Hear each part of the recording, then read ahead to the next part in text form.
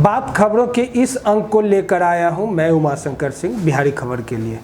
आज की प्रमुख खबरें, सिकंदर या बागी, बदली बदली सी नजर आएंगी ये त्योहारों का सीजन, गठबंधनों की उलझती राजनीति। अब खबरें विस्तार से। सिकंदर या बागी, जिसे मिला टिकट वो सिकंदर, ना मिला तो बागी। ऐसे ही प्रत्याशियों की विभिन्न रूप सजाए खेलों को अब बक्सर जिले के मतदाता समझने लगे हैं। जिले की कुल 4 विधानसभा सीटों पर पुरजोर तरीके से इस खेल को खेला जा रहा है।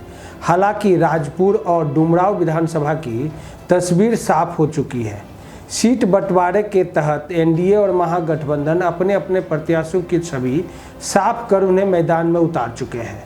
इस बाबत राजपुर के से जदयू ने बतौर प्रत्याशी पूर्व परिवहन मंत्री संतोष निराला को, तो महागठबंधन ने कांग्रेस से विश्वनाथ राम को अपना प्रत्याशी बनाया है। 2015 के चुनाव के दरमियान इस सीट पर दोनों ही लड़ चुके हैं। फर्क यह था कि तात्कालिक समीकरण के तहत विश्वनाथ राम को भाजपा ने अपना उम्मीदवार बनाया था और इस बार वे कांग्रेस से लड़ेंगे।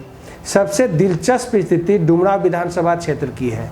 यहाँ से एनडीए ने जदयू कोटे के इस सीट पर चेहरा बदल दिया है। 2015 विधानसभा चुनाव के दौरान जदयू का चेहरा ददन सिंह यादव बने थे और जीते भी थे, पर पार्टी ने इस बार टिकट काटकर एक नए चेहरे आलम आरा को प्रत्याशी बनाया है।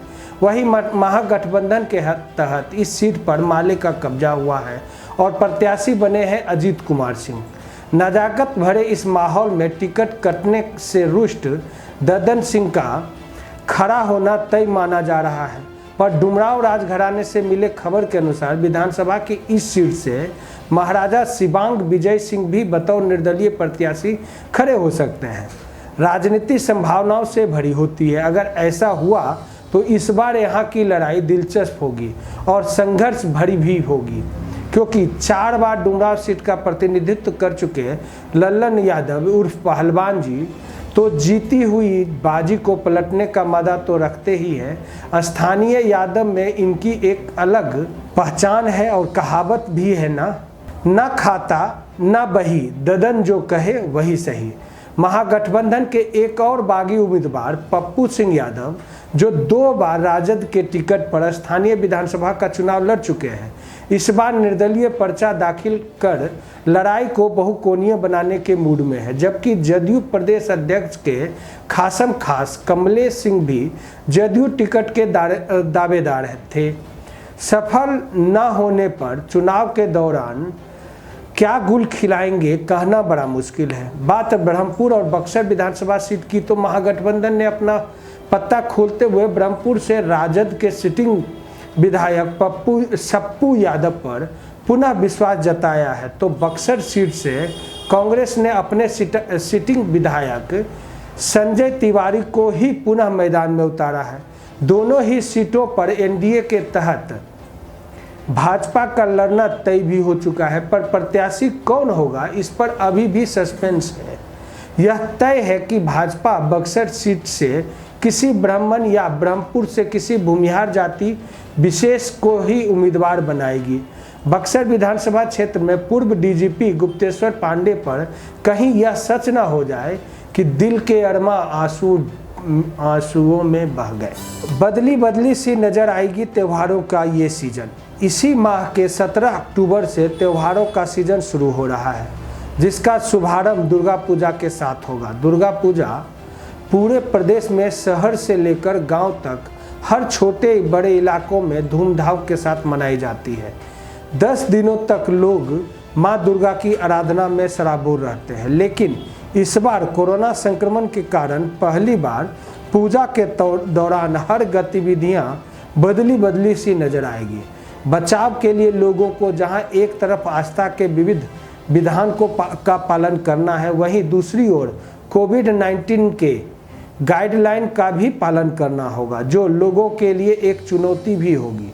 दोनों चुनौतियों को स्वीकार भी करना होगा, नहीं तो थोड़ी सी लापरवाही भी बड़ी मुसीबत खड़ा कर सकती है।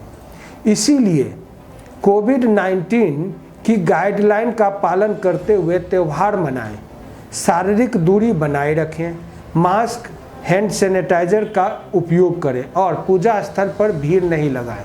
गाइडलाइन का पालन करते हुए त्योहारों को संपन्न कराने में प्रशासन का सहयोग करें।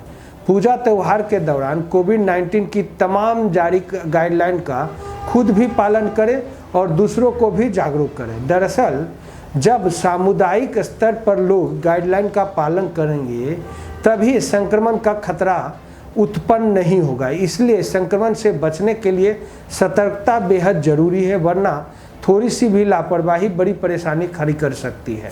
शिक्षा अभियान की धज्जियां उड़ती देखी जा सकती है बिहार में।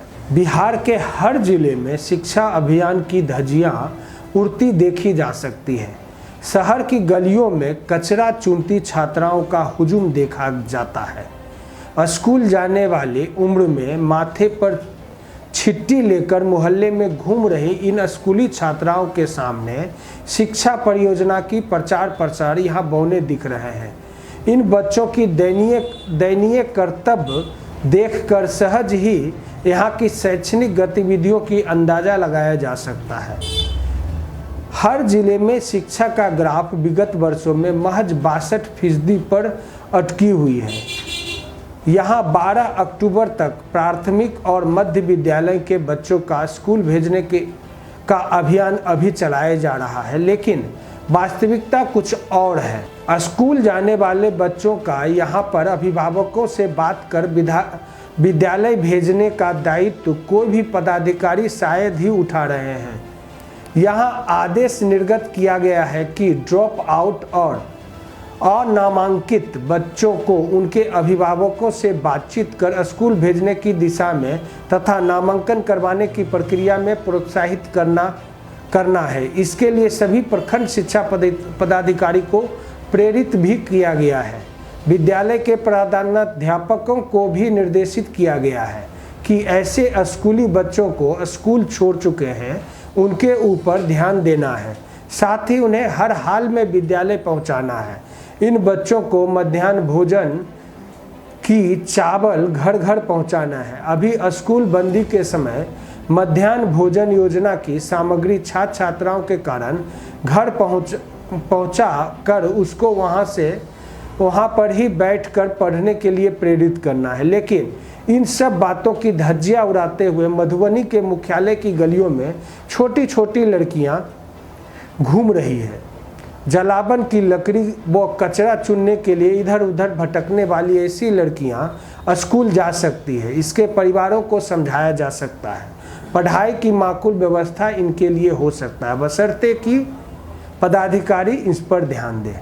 आज यहीं तक, फिर मिलेंगे कल इसी कार्यक्रम में। तब तक आप हमारे फेसबुक और यूट्यूब चैनल को सब्सक्राइब, लाइक और शेयर करना ना भूलें।